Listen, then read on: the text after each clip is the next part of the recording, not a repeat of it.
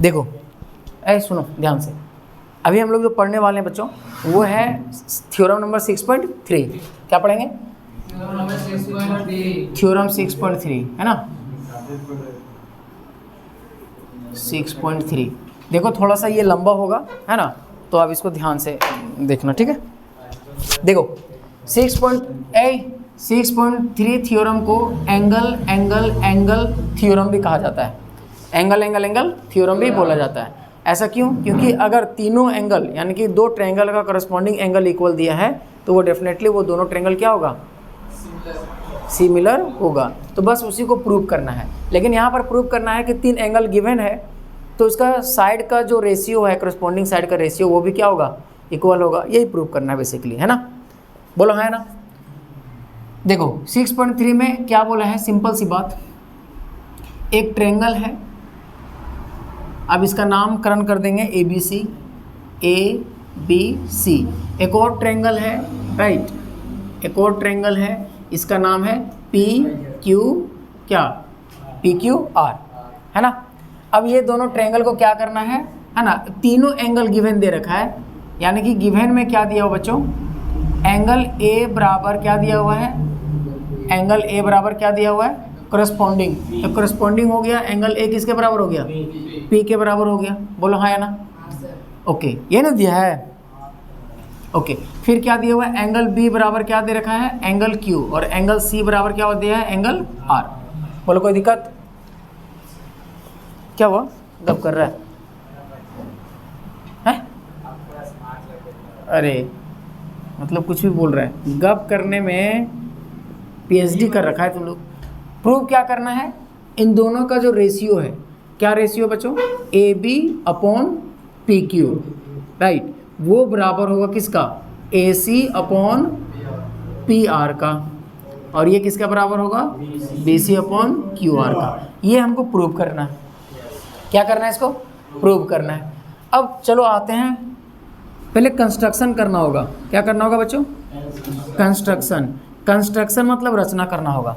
अब यहाँ पर क्या करना है, एक लाइन इस तरीके से ड्रॉ करेंगे, एक लाइन इस तरीके से ड्रॉ करेंगे जो P को है ना डिवाइड करेगा, राइट। और वो क्या करेगा, जैसे मान लो D और E है ना, एक लाइन ड्रॉ करेंगे DE, एक ऐसा लाइन ड्रॉ करेंगे जो DP है ना, वो किसके बराबर हो जाएगा? AB का। यानी कि यहाँ पर आपको कट लगाना है, कट या ड्रॉ भी लिख सकते हैं। कट क्या, ये ऐसे कर दो ना, DE को एक ऐसा इस तरह से कट लगाओ, है ना। DE एक ऐसा कट लगाओ जो क्या हो जाएगा? AB बराबर हो जाएगा किसका? किसका बराबर होगा? PD का। अरे बोलो। और AC किसका बराबर हो जाएगा? AC किसके बराबर हो जाएगा? PE का। इस तरीके से आपको एक लाइन ड्रॉ करना है, ये गिवन में है, ठीक है। अब ये ड्रॉ कर लिए, इसका मतलब ये वाला और ये वाला बराबर हो गया, और ये वाला क्या हो गया? बराबर हो गया। कोई दिक्कत? अब हमें रेशियो में बराबर करना है बच्चों, रेशियो में, है ना। AB अपॉन क्या? PQ और AC अपॉन QR और BC अपॉन PR और BC अपॉन QR, यह ना करना है। अब क्या करेंगे, सोचो, दिमाग लगाओ, कैसे रेशियो बराबर करेंगे? अगर ये दोनों पैरेलल हो जाए तो इतना रेशियो हो सकता है, रेशियो में ये वाला आ सकता है D, है ना, PD अपॉन DQ आ सकता है कि नहीं? इतना अपॉन इतना आ सकता है। अब ये दोनों पैरेलल कैसे प्रूफ होगा? सोचो, ये दोनों पैरेलल कैसे प्रूफ होगा? देखो, ये एंगल और ये एंगल दे रखा है, बोलो हाँ या ना। अगर ये एंगल और ये एंगल भी बराबर हो जाए बच्चों तो ये दोनों पैरेलल हो जाएगा। Yes sir. करस्पॉन्डिंग एंगल से नहीं, दो लाइन का करस्पॉन्डिंग एंगल अगर क्या हो जाए? बराबर हो जाए तो लाइन क्या होता है? पैरेलल होता है।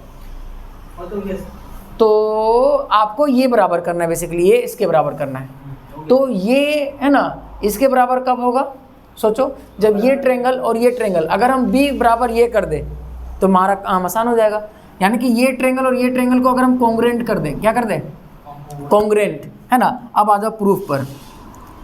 प्रूफ में अगर हम आ जाए तो ये ट्रायंगल और ये ट्रायंगल को अगर हम कॉन्ग्रुएंट कर दें, अभी आपको करना है कॉन्ग्रुएंट, तो यहाँ पर देखो क्या हो जाएगा? ABC एक ट्रायंगल हो गया, है ना। एंड कौन सा ट्रायंगल लेंगे बच्चों?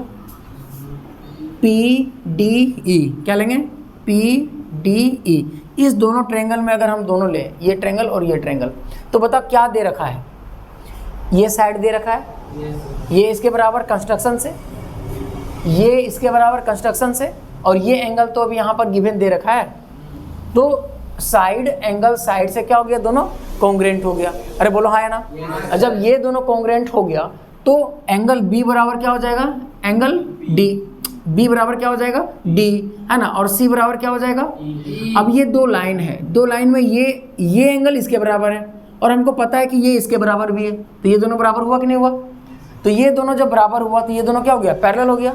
यहाँ तक पहले करके दिखाओ जल्दी से, समझ में आया राम बाबू क्या करना है। दो ट्रायंगल ले लिए बाबू, ये दोनों ट्रायंगल में देखो ए बी सी में ए बी और इस ट्रायंगल में पी डी बराबर है, कहाँ से, यहाँ से कंस्ट्रक्शन से। इस तरीके से हम लोग कट किए हैं डी को, है ना, डी एक ऐसा लाइन जो खींचे हैं, जो है ना क्या किया है, पी क्यू को इस तरीके से कट किया है कि पी डी और ये ए बी दोनों बराबर है ना, बात समझना है। तो इस ट्रायंगल का हम लोग ये ले लेंगे और ये ले लेंगे बराबर में, फिर इस ट्रायंगल का हम लोग ए सी लेंगे, फिर उसका क्या लेंगे, पी ई, फिर हम लोग लेंगे एंगल ए, इसका लेंगे क्या, एंगल पी। तो साइड एंगल साइड से दोनों ट्रायंगल क्या हो गया, कॉन्ग्रुएंट हो गया, सर्वांगसम हो गया। अब जब हो गया तो इसका CP/CT लगा देंगे एंगल से, है ना, तो ये इसके बराबर हो जाएगा, ये इसके बराबर होगा, ये इसके बराबर ऑलरेडी है ये, है ना। चलो यहाँ तक करके दिखाओ।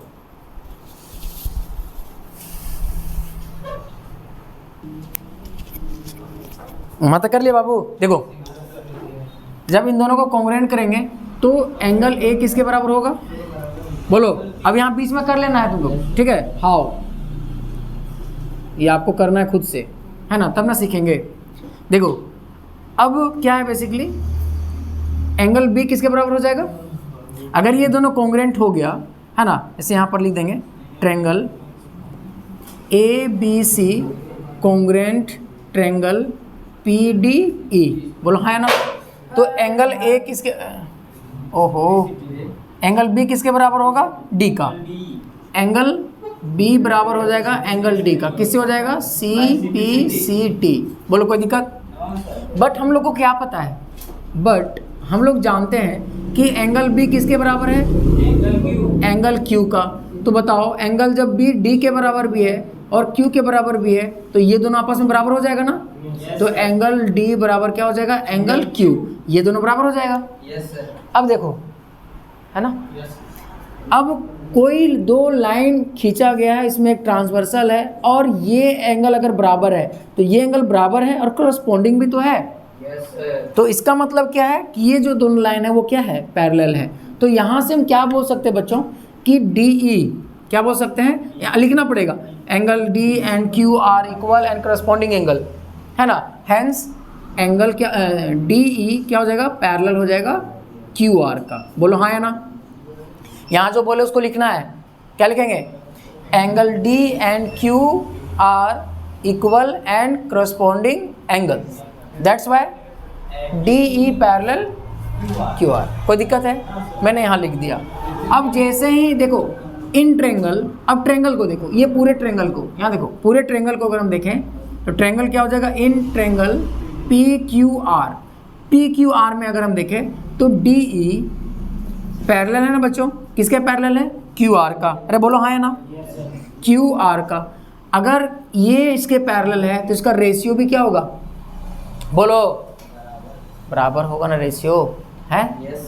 गप कर रहा है, मार खाएगा तुम लोग, बना लिया है ना। तो तुम लोग क्या हुआ, हाँ बोलो क्या डाउट है। अब देखो कोई दिक्कत है यहाँ पर, अब देखो यार यहीं पर लिखते हैं, तुम लोग तो थोड़ा सा बताना है ना। देखो जहाँ नहीं समझ में आएगा बताना, मैं DP अपॉन है ना, अगर हम DQ लिखे, अच्छा इसके जगह पर अगर हम DP अपॉन PQ लिख दे बराबर PE अपॉन PR लिख दे, तो इसमें कोई दिक्कत है, नो हो सकता है। कैसे, देखो इतना अपॉन इतना और इतना अपॉन इतना को अगर हम फिर इन्वर्स करके 1 जोड़ेंगे, याद करो क्वेश्चन पहले बता चुके हैं, 1 जोड़ेंगे तो इतना अपॉन पूरा आएगा, है ना। इसको कोरोलरी बोलते हैं, क्या बोलते हैं, कोरोलरी, क्या बोलते हैं इसको, एनसीईआरटी बुक में है ना स्पष्ट लिखा हुआ है कोरोलरी। अरे स्पेलिंग देखो ना किताब में, बेवकूफ हमको पूछ रहे, बात में आया कि ना आया? तो अब देखो इधर देखो, इतना अपन पूरा और इतना अपन पूरा ये लिख सकते हैं, बोलो लिख सकते हैं कि नहीं? अगर नहीं तो भाई इतना अपन इतना लिख के, इतना बटा इतना लिख के 1 जोड़ना पड़ेगा, थोड़ा सा लंबा होगा है ना, तो आएगा यही बोला।